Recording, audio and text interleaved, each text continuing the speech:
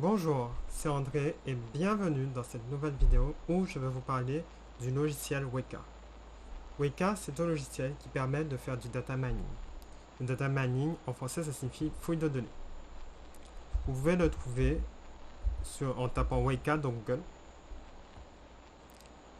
Et ensuite, vous tombez sur le second lien, Weka 3, Data Mining with Open Source Machine Learning Software. C'est-à-dire que c'est un logiciel qui va se servir du machine learning ou de l'intelligence artificielle pour faire de la fouille de données. Du moins, c'est à ça qu'il est destiné. Mais une autre de ses utilisations, c'est d'utiliser l'ensemble des algorithmes de machine learning implémentés à l'intérieur pour trouver le bon modèle qui correspond à l'IA que vous souhaitez créer. Du moins, moi, c'est l'utilisation que j'en fais. Dès que j'ai un problème en image, la première chose que je fais, j'extrais toutes les caractéristiques de mes images et ensuite je teste les différents modèles qui sont présents dans Weka, c'est-à-dire les réseaux de neurones, les arbres de décision, jusqu'à trouver le modèle qui correspond le plus à mon problème ou à l'intelligence artificielle que j'essaie de créer. Donc rapidement pour l'installer, si vous voulez l'installer, il vous suffit d'aller sur Download et ensuite vous avez plusieurs liens là.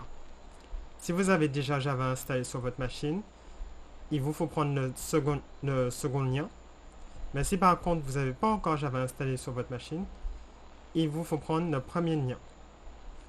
Donc moi je l'ai déjà installé, donc je ne vais pas l'installer.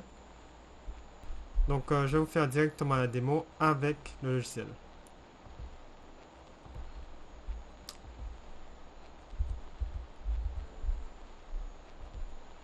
Donc voilà, là je suis en train de l'ouvrir.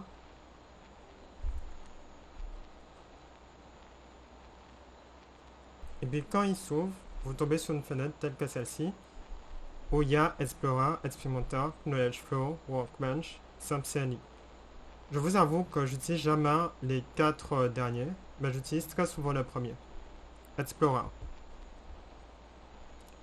Quand on ouvre, on tombe sur une fenêtre telle que celle-ci, et dans laquelle il faut faire Open File pour envoyer un fichier de données. Donc là, je vais choisir CSV parce que le fichier qu'on va tester, c'est un fichier CSV.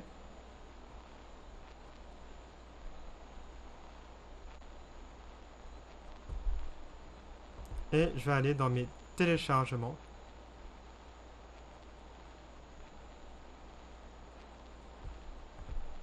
Pour télécharger le fichier iris.csv.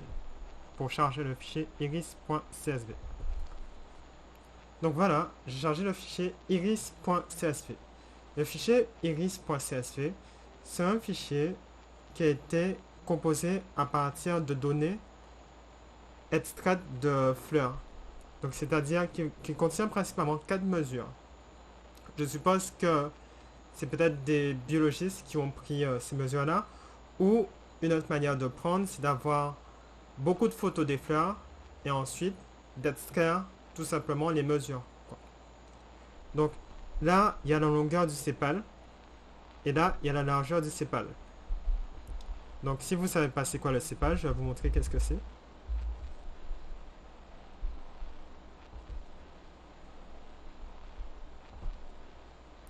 Le sépale de la fleur, en fait, c'est cette petite partie-là. Donc les scientifiques qui ont construit le jeu de données ont pris la longueur de cette partie-là et ont pris la largeur de cette partie-là. Ensuite, ils ont pris la largeur des pétales et la longueur des pétales afin, dans le but justement de déterminer en fait de quelle plante il s'agit.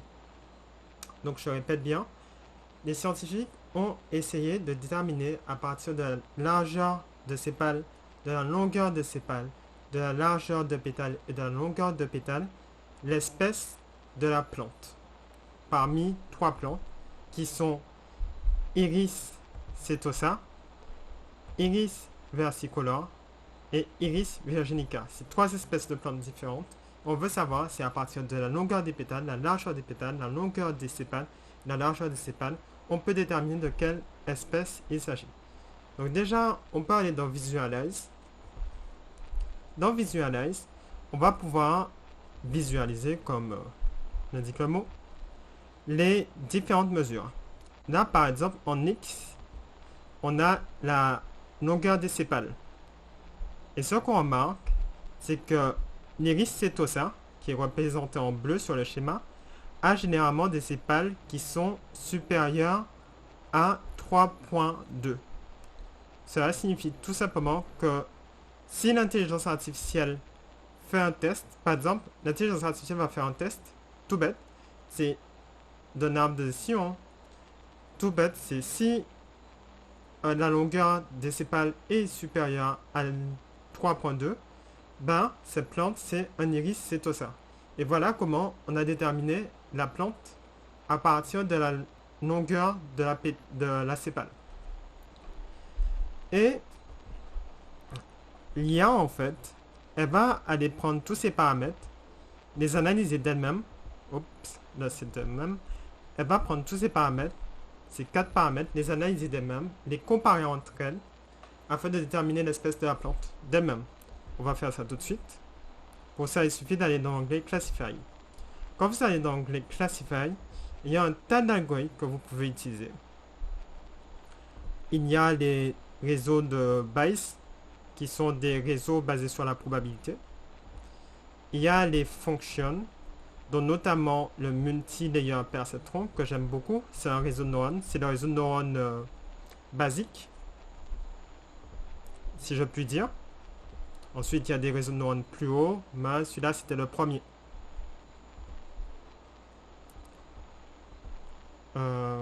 Ensuite, il y a les I. Je sais pas trop qu'est-ce que c'est les I, mais je vous conseille de vous limiter à fonction.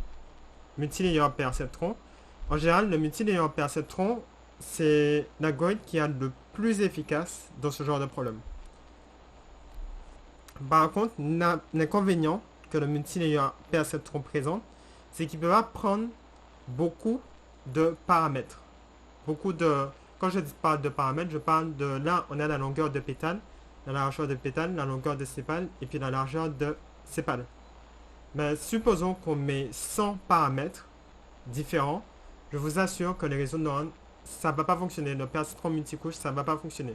Donc dans ce cas-là, moi ce que je vous conseille de faire, c'est d'aller sur Choose, ensuite d'aller dans Tree, c'est tous les algorithmes qui utilisent des arbres de décision, et d'aller ensuite dans Random Forest.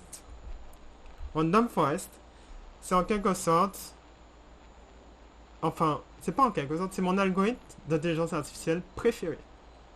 Dans le sens où, quelles que soient les données qui sont en entrée, cet algorithme, j'ai envie de dire qu'il fait des miracles. C'est un algorithme passe-partout qui est simple. Donc je vous conseille, avant d'aller utiliser un réseau de neurones, quand vous avez un problème d'intelligence artificielle, utilisez le Random Forest. C'est plus simple, vous allez moins vous casser la tête. Une fois que vous aurez déterminé les caractéristiques les plus adaptées pour résoudre votre problème, là alors vous pourrez passer au réseau de neurones. Et sachez que la différence entre le réseau de neurones et le Random Forest n'est pas énorme. C'est-à-dire que vous allez peut-être gagner 5% de reconnaissance, si c'est un problème de reconnaissance que vous avez, en plus avec un réseau de neurones, mais vous n'allez pas gagner tant que ça. Donc bon, on va vérifier ça tout de suite en lançant un test sur le jeu de données. Donc là, je vais faire Start. Et ça va tenter de déterminer l'espèce en fonction des paramètres. Donc Start. Et là, on voit qu'on a 95% de reconnaissance, c'est-à-dire que dans 95% des cas, à partir de la longueur de pétale, la largeur de pétale, la longueur de sépale et la largeur de sépale, on a réussi à déterminer l'espèce de la fleur. Maintenant que j'ai fait avec Random Forest, je vais faire avec les réseaux neurones, enfin le réseau neurones, le perceptron multicouche en l'occurrence. Et je vais faire Start. Et là, comme je vous l'avais dit, on obtient 97,33%. Avec le réseau de neurones, on obtient plus de taux de reconnaissance, mais par contre, il est plus difficile à configurer. Mais il est bien meilleur que le Random Forest. Mais pour débuter, moi je vous conseille le Random Forest. Moi je n'utilise que le Random Forest dans mes problèmes. Il est simple, rapide, puissant, efficace et permet de trouver les meilleures caractéristiques. Donc c'est tout pour cette vidéo. Je vous remercie de l'avoir écouté et puis ciao, bye bye.